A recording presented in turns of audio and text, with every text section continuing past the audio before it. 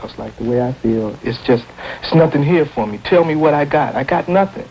I can go across the water and die or risk my life, but when I come back here, what do I have? I have nothing. Nothing. In the past 10 years, the United States has produced a radical young man in our society, trained to shoot, to injure, to kill. And after giving him that grim education, we have turned him back to the streets of our urban ghettos, out of work, out of money, out of luck. He is the black veteran from Vietnam who can't get a job. 5% of all veterans receive less than honorable discharges. That's 50,000 a year who must live with the stigma of what they call bad paper. One young veteran said, with bad paper and no job, that's 2 strikes. If you're black, it's strike 3. Commodore Moore is 22 years old. He and his companions told me they belong to an urban guerrilla band devoted to revolution known as the Black Army in Readiness.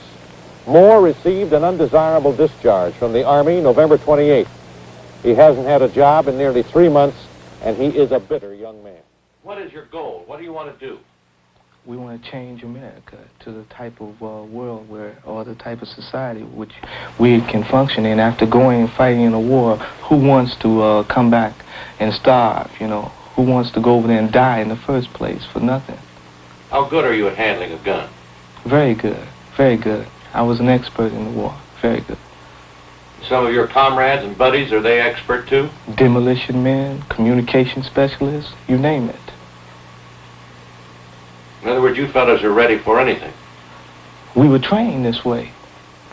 So naturally, we were trained according to the way they wanted us trained, where we could kill effectively, and we can do this effectively. Weapons are apparently readily available. We were told these are part of the arsenal of the Black Army in Readiness. They include automatic rifles, possibly brought back from Vietnam. There is one man in Chicago who has been warning of the danger of the black Vietnam veterans being turned into urban guerrillas. He is Barry Wright, National Commander of the concerned veterans from Vietnam.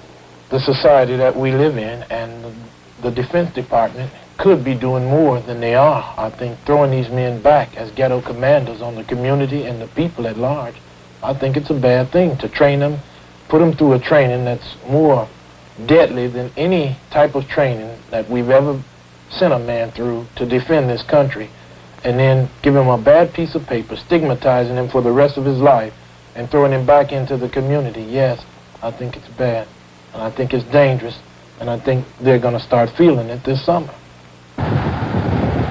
Willie Townsend, 23 years old, out of work for 10 months. After a tour in Vietnam and after going AWOL, he received a bad conduct discharge. He says he's being pushed to the brink of a life of crime. And like I'm supposed to have this dishonorable discharge, I'm already supposed to be dishonored.